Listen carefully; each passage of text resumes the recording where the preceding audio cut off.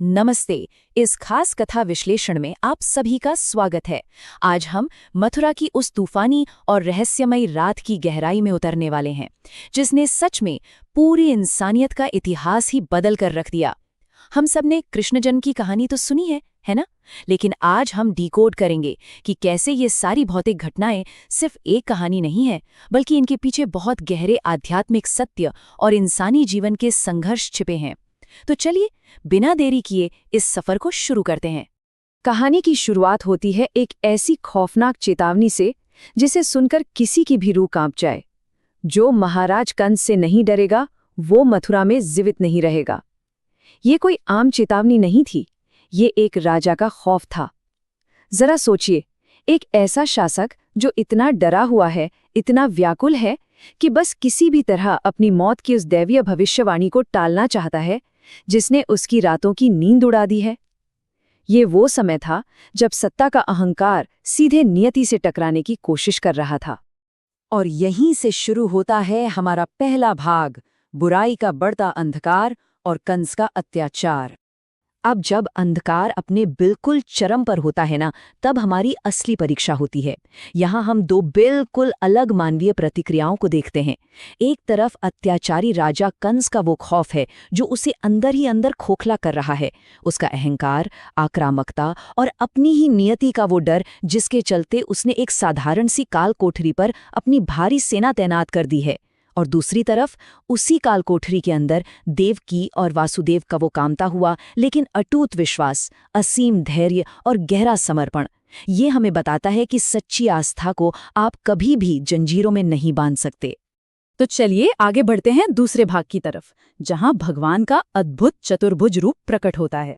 उस घुप अंधेरी कोठरी में आखिरकार वो चमत्कारी पल आता है जो समय की सीमाओं को ही तोड़ देता है। लेकिन यहाँ एक बहुत ही दिलचस्प नंबर सामने आता है, 12,000। अब आप सोच रहे होंगे कि ये नंबर क्या है। दरअसल ये वो साल है जो देवकी और वासुदेव ने अपने पिछले जन्मों में घोर तपस्या करते हुए बिताए थे। यानी ईश्वर का ये रूप कोई अचानक हुई घटना नहीं थी, बल्कि पीढ़ियों से चली आ रही एक लंबी और कठिन आध्यात्मिक यात्रा का नतीजा था। इतनी लंबी तपस्या के बाद जाकर ये सटीक पल बना था। तो जब भगवान अपने उस राजसी 4 भुजाओं वाले दिव्य रूप में प्रकट होते हैं, तो वे बताते हैं कि उनका ये जन्म दरअसल 3 जन्मों के ब्रह्मांडीय वादे को पूरा कर रहा है। पहला जन्म पृश्नि और सुतपा के रूप में, जब उन्होंने पहली बार तपस्या की थी। फिर दूसरा जन्म अदिति और कश्यप के रूप में, जब वामन अवतार धरती पर आए। और अब ये तीसरा जन्म देवकी और वासुदेव के रूप में हुआ है। ये उनकी उस पवित्र प्रार्थना का फल था जिसमें उन्होंने खुद उस परम सत्ता को अपनी संतान के रूप में मांगा था। क्या कमाल की बात है ना? लेकिन इन सब के बावजूद एक माँ का दिल तो आखिर माँ का दिल ही होता है।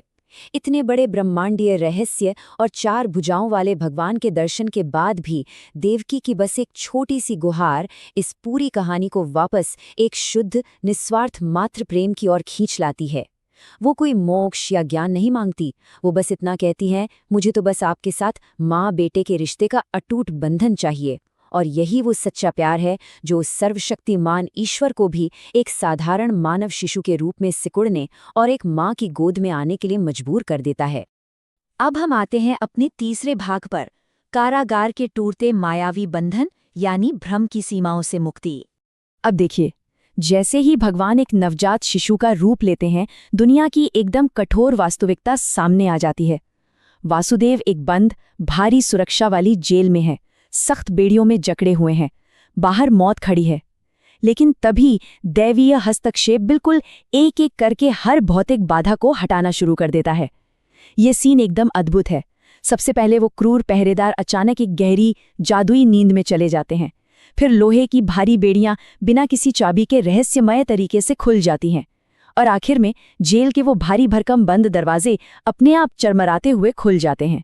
वो अभेद्य किला पल भर में एक खुले रास्ते में बदल जाता है। अब इस घटना के पीछे छिपे आध्यात्मिक मतलब को समझना बहुत जरूरी है। ये सिर्फ एक चमत्कारी भागने की कहानी नहीं है। सच तो ये है कि वो भौतिक जेल हमारी इंसानी पीड़ाओं और अज्ञानता के मायावी बंधनों को दर्शाती है, और वो टूटती हुई बेड़ियां दैवीय कृपा से मिलने वाली अंतिम मुक्ति यानी मोक्ष का प्रतीक है। यहाँ मैसेज एकदम साफ है। जब ईश्वर हमारे जीवन में, हमारे हृदय में आ जाते हैं, तो दुनिया की कोई भी सांसारिक जंजीर, कोई भी डर हमें बांध कर नहीं रख सकता। आगे बढ़ते हैं चौथे भाग की ओर, यमुना और शेषनाग की कृपा, जहां प्रकृति खुद ईश्वर के सामने नतमस्तक हो जाती है। काल कोठरी से बाहर निकलते ही वासुदेव का सामना एक भयंकर तूफान से होता है।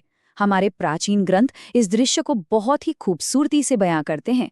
सोचिए, पूरे ब्रह्मांड के रचयिता को एक साधारण सी टोकरी में अपने सिर पर उठाए एक पिता आगे बढ़ रहा है। मूसलाधार बारिश हो रही है, हवाएं हाहाकार मचा रही हैं, लेकिन प्रकृति के इस क्रूर प्रकोप के बिल्कुल उलट विशाल सरपराज शेषनाग अचानक प्रकट होते हैं और अपने फनों से एक छतरी बनाकर उन्हें एकदम शांत और अद्भुत सुरक्षा देते हैं। खौफ और कृपा का ऐसा संगम आपने शायद ही कहीं देखा होगा। और फिर उनके सामने आती है उफनती हुई यमुना नदी। लहरें डरावनी ऊंचाइयों तक उठ रही हैं। लेकिन आपको बता दूं, ये उफनती हुई नदी कोई बाधा नहीं थी, बल्कि वो तो एक परम भक्त थी जो अपने भगवान के स्वागत के लिए बेकरार थी। वो सिर्फ उस शिशु के कोमल चरणों को छूने के लिए ऊपर उठ रही थी। और जैसे ही उन उग्र लहरों ने भगवान के चरणों को छुआ, यमुना का वो भयानक रूप तुरंत शांत हो गया और उसने सम्मान के साथ 2 हिस्सों में बंटकर एक सुरक्षित रास्ता दे दिया। ये दिखाता है कि प्रकृति अपने सबसे उग्र रूप में भी दैवीय इच्छा के सामने कैसे झुक जाती है। चलिए अब चलते हैं हमारे 5वें और सबसे रहस्यमयी भाग पर, योग माया का प्राकट्य, या कहें ब्रह्मांडीय माया का खेल। उस तूफानी नदी को पार करके वासुदेव सुरक्षित रूप से गोकुल पहुंचते हैं। वहां पूरा गांव एक गहरी रहस्यमयी नींद में है, और इसी नींद के बीच वो शिशु कृष्ण को यशोदा की नवजात बच्ची के साथ बदल देते हैं। लेकिन रुकिए, ये नवजात बच्ची कोई साधारण मानव शिशु नहीं है। ये सर्वोच्च दैवीय ब्रह्म और इस ब्रह्मांड की सबसे सक्रिय, अजेय, सुरक्षात्मक ऊर्जा है, स्वयं योग माया। वो इस पूरी रात के इस नाटकीय घटनाक्रम के सबसे आखिरी और सबसे अहम हिस्से को पूरा करने के लिए एकदम सही समय पर प्रकट हुई हैं। जब वासुदेव उस बच्ची को लेकर भारी मन से मथुरा की जेल लौटते हैं और द्वार बंद होते हैं, तो कंस को इसकी खबर मिल जाती है। वो नंगी तलवार लिए पागलों की तरह उस कोठरी में दौड़ता है, और यहाँ आकर ये पूरी कथा एक बेहद रोमांचक दार्शनिक सवाल पर खड़ी हो जाती है। क्या कंस अपनी ताकत और क्रूरता से विधि का विधान टाल सकेगा? क्या इंसान का अहंकार कभी भी ब्रह्मांडीय नियति को हरा सकता है? और फिर वो रोंगटे खड़े कर देने वाला सीन आता है। कंस जैसे ही उस नवजात बच्ची को मारने के लिए हवा में उछालता है, वो उसके हाथों से फिसलकर सीधे आसमान में उड़ जाती है, और पलक झपकते ही वो एक भयानक चमकती हुई कई भुजाओं वाली देवी में बदल जाती हैं। उनकी गूंजती हुई आवाज से काल कोठरी की दीवारें का खिल जाती हैं। तेरा काल खड़ा है, तो मुझको क्या मारेगा? अपनी आयु संभाल। देवी ऐलान कर देती हैं कि जिसे वो मारना चाहता था वो तो पहले ही कहीं और सुरक्षित पहुंच चुका है। कंस का सारा अहंकार एक पल में चूर-चूर हो जाता है। वहां से अंतर्ध्यान होने से पहले देवी योग माया सिर्फ शिशु कृष्ण की रक्षा ही नहीं करती, बल्कि पूरी इंसानियत के लिए एक बहुत गहरा वरदान पीछे छोड़ जाती हैं।